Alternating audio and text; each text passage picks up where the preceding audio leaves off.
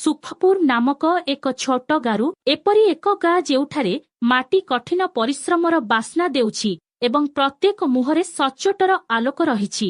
ରଘୁନାଥ ଜଣେ ସରଳ ଚାଷୀ ସେହି ଗାଁରେ ରହୁଥିଲେ। ମାତ୍ର 2 ଏକର ଜମି, କିନ୍ତୁ ଆକାଶ ପରି ବଡ଼ ସ୍ୱପ୍ନ। ପ୍ରତିଦିନ ସକାଳେ ସୂର୍ଯ୍ୟୋଦୟ ପୂର୍ବରୁ ଫାର୍ମରେ ପହଞ୍ଚିବା ତାଙ୍କର କେବଳ ଗୋଟିଏ ବିଶ୍ୱାସ ଥିଲା, କଠିନ ପରିଶ୍ରମ କେବେ ବିଫଳ ହୁଏ ନାହିଁ। ଗାଁର ଏକ କୋଣରେ ଗାଁର ଜମିଦାର ଠାକୁର ବୀରସିଂହ ରହୁଥିଲେ। ଧନୀ, ଅହଙ୍କାରୀ ଏବଂ ଲୋକଙ୍କ ଆଖିରେ ଭୟର ଏକ ପ୍ରତିମୂର୍ତ୍ତି। ତାଙ୍କ ପାଇଁ ଟଙ୍କା ଥିଲା ଶକ୍ତି ଏବଂ ଜମି ଥିଲା ତାଙ୍କର ଗର୍ବ। ଗୋଟିଏ ଦିନ ଆକାଶ ନିଷ୍ଠୁର ହୋଇଗଲା। ପ୍ରବଳ ଝଡ଼ ଏବଂ ବର୍ଷା ରଘୁନାଥଙ୍କ ସମ୍ପୂର୍ଣ୍ଣ ଫସଲ ନଷ୍ଟ କରିଦେଲା। ପୁରା ଗୋଟିଏ ବର୍ଷର କଠିନ ପରିଶ୍ରମ କିଛି ମୁହୂର୍ତ୍ତରେ ନଷ୍ଟ ହୋଇଗଲା।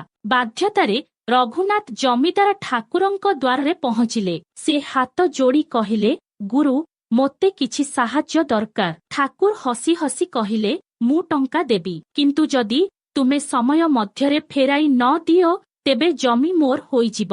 ସେହି ଦିନଠାରୁ ରଘୁନାଥ ଏକ ନୂତନ ଯୁଦ୍ଧ ଆରମ୍ଭ କଲେ। ଦିନରେ ପରିଶ୍ରମ, ରାତିରେ ଚାଷ। ସହରକୁ ଯାଇ ଭାର ନେଇଗଲି। ସେ ପ୍ରତ୍ୟେକ ମୁଦ୍ରା ଯୋଡ଼ି ଚାଲିଲେ, ଯେପରି ସେ ତାଙ୍କର ସମ୍ମାନ ବୁଣୁଥିଲେ। ସମୟ ସରିଗଲା।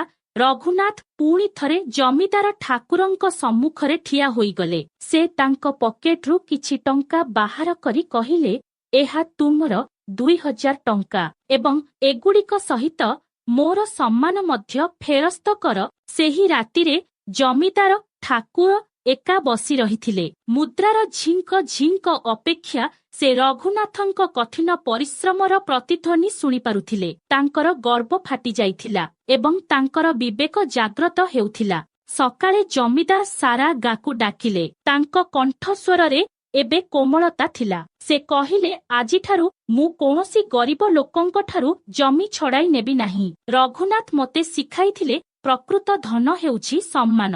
ରଘୁନାଥ ତାଙ୍କ କ୍ଷେତକୁ ଫେରି ଆସିଥିଲେ, କିନ୍ତୁ ଆଉ କେବଳ ଜଣେ ଚାଷୀ ନୁହନ୍ତି। ସେ ଏକ ପ୍ରେରଣା ପାଲଟି ଯାଇଥିଲେ। ତାଙ୍କର କାହାଣୀ ବାୟୁରେ ପ୍ରତିଧ୍ୱନିତ ହେଉଥିଲା, ସଚ୍ଚୋଟତା ଗର୍ବକୁ ତଳେ ପକାଇପାରେ ଏବଂ କଠିନ ପରିଶ୍ରମକୁ କେବେ ପରାସ୍ତ କରାଯାଇପାରିବ ନାହିଁ। इसी टाइप का नया वीडियो देखने के लिए चैनल को लाइक करें, सब्सक्राइब करें और शेयर करें।